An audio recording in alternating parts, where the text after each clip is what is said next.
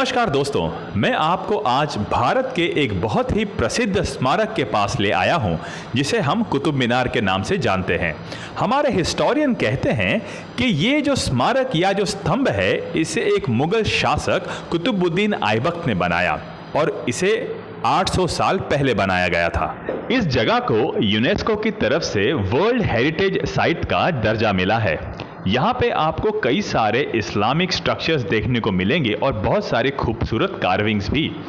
यहाँ तक कि भारत की पहली मस्जिद भी यहीं पे है। यहाँ पर कुतुब मीनार के साथ साथ आपको कई सारे मुगल राजाओं की कब्रें भी देखने को मिलेंगी और हमारी दिलचस्पी कब्रों में बिल्कुल भी नहीं है। हमारी जानकारी तो ये जानने में है, क्या मुगल राजाओं ने सच में इस स्ट्रक्चर को बनाया था या इस कुतुब मीनार को बनाया था। एक झलक में देखते ही आप समझ जाएंगे कि ये सारा का सारा स्ट्रक्चर जो है इस्लामिक आर्किटेक्चर है, क्योंकि जगह जगह पर आपको कुरान की आयतें अरबी में लिखी हुई देखने को मिल जाएंगी।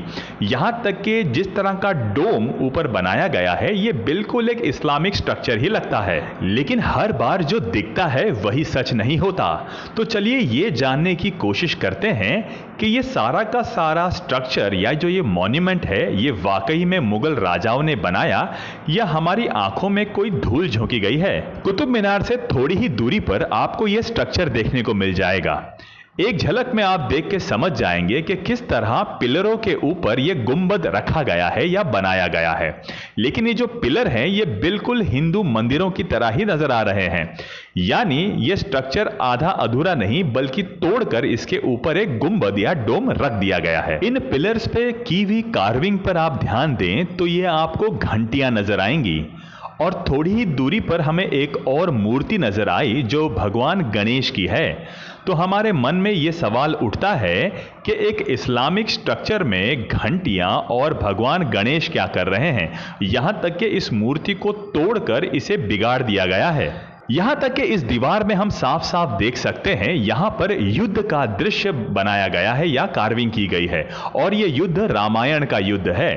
तो अब ये तो हम बिल्कुल जानते हैं कि इस्लाम में किसी भी तरह की घंटियां या मूर्तियां बिल्कुल भी अलाउड नहीं है या हराम है। तो इस इस्लामिक स्ट्रक्चर में ये चीजें क्या कर रही हैं? तो ये बात तो बिल्कुल साफ हो जाती है कि ये कोई इस्लामिक स्ट्रक्चर है ही नहीं, बल्कि हिंदू मंदिर है जिसे तोड़कर इसके ऊपर एक इस्लामिक स्ट्रक्चर बना दिया गया है। अब जरा इन दो तस्वीरों पर ध्यान दें। आपकी दाईं तरफ है भारत की पहली मस्जिद और आपकी बाईं तरफ है वही आधा अधूरा गुंबद रखा हुआ स्ट्रक्चर। अब जरा सोचिए, अगर ये आधे अधूरे स्ट्रक्चर को पूरा कर लिया होता, यानी इसके गुंबद को पूरा कर लिया होता, इसके पिलर्स को पूरी तरह से नया बना दिया होता और इसकी दीवारों पर प्लास्टर चढ़ाकर इसमें कुरान की आयतें अरबी में लिख दी होती, तो क्या आज हम ये जान पाते कि ये मंदिर है? बिल्कुल नहीं। हमें ये बिल्कुल वही लगता कि ये एक इस्लामिक स्ट्रक्चर है। अगर हम इस गुंबद को नजरअंदाज करें तो हमें ये पूरा का पूरा स्ट्रक्चर एक मंदिर ही लगेगा। तो जरा सोचिए, वो मुगल शासक कितनी जल्दी में थे हमारे निशान मिटाने के लिए कि उन्होंने अपना काम सफाई से और पूरी तरह भी नहीं किया।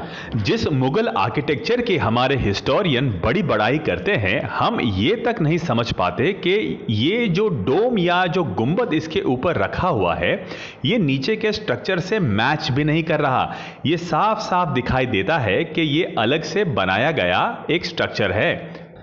अगर आप दीवारों पर ध्यान दें तो आपको नजर आएगा कि कई देवी देवताओं की जो कार्विंग थी उसे छुपाने के लिए उसके ऊपर ईंटें लगा दी गई हैं। लेकिन अगर आप सीलिंग पे ध्यान दें तो आप बिल्कुल समझ जाएंगे कि इसी तरह का स्ट्रक्चर हमारे भारत के बाकी मंदिरों में भी होता है। इसे फ्लावर पैटर्न या साइमेटिक पैटर्न भी कहा जाता है। तो क्या इतने सारे सबूत काफी नहीं ये बताने के लिए कि ये जो स्ट्रक्चर है ये पहले एक मंदिर हुआ करता था, जिसे तोड़कर इसके ऊपर एक इस्लामिक स्ट्रक्चर थोप दिया गया है? तो चलिए अब लौटते हैं उस मीनार को जिसे कुतुब मीनार कहा जाता है। क्या ये भी किसी मुगल ने बनाया है या ये भी एक हिंदू स्ट्रक्चर ही है? तो सबसे पहले तो हमें यह जानना होगा कि ये 240 फीट लंबा मीनार आखिर बनाया ही क्यों गया।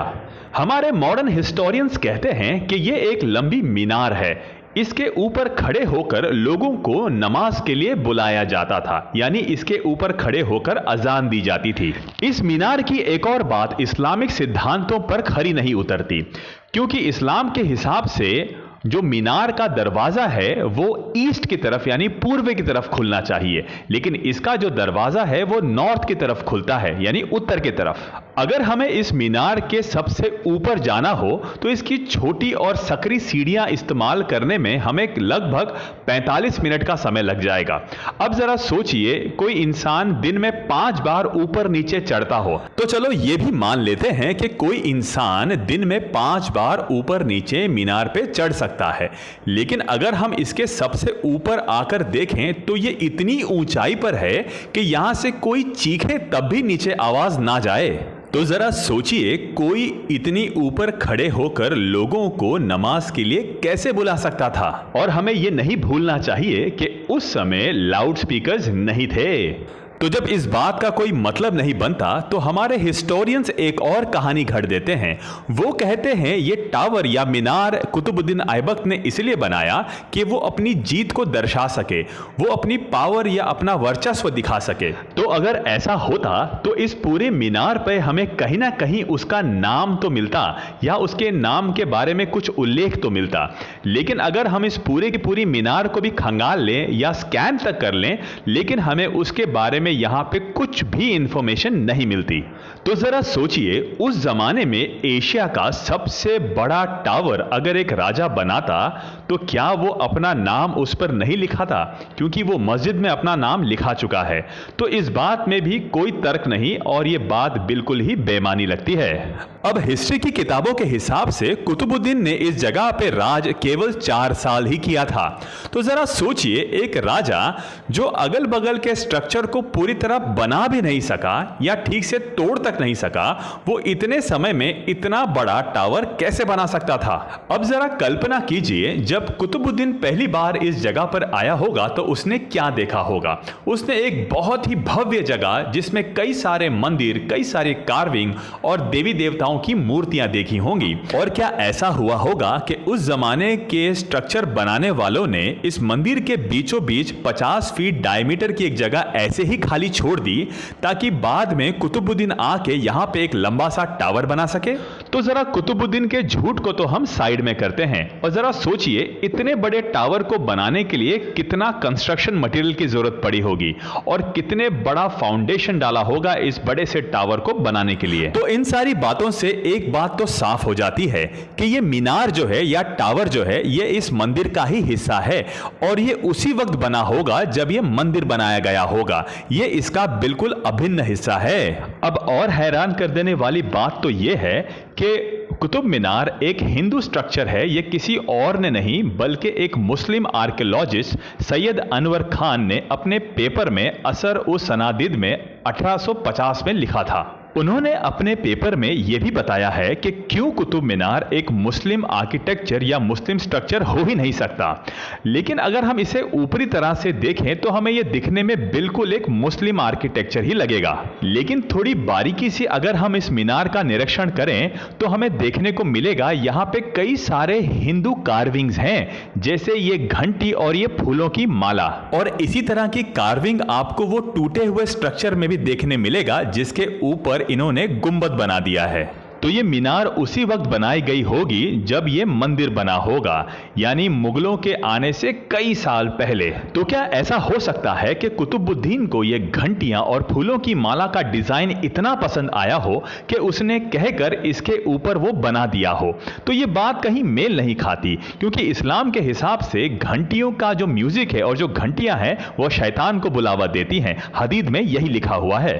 तो क्या कोई ये बात मान सकता है कि कोई मुगल शासक या इस्लामिक राजा इस्लाम के विरुद्ध गया हो और ये घंटियों का डिजाइन उसने मीनार पर बना दिया हो? ये बात मानने वाली नहीं लगती।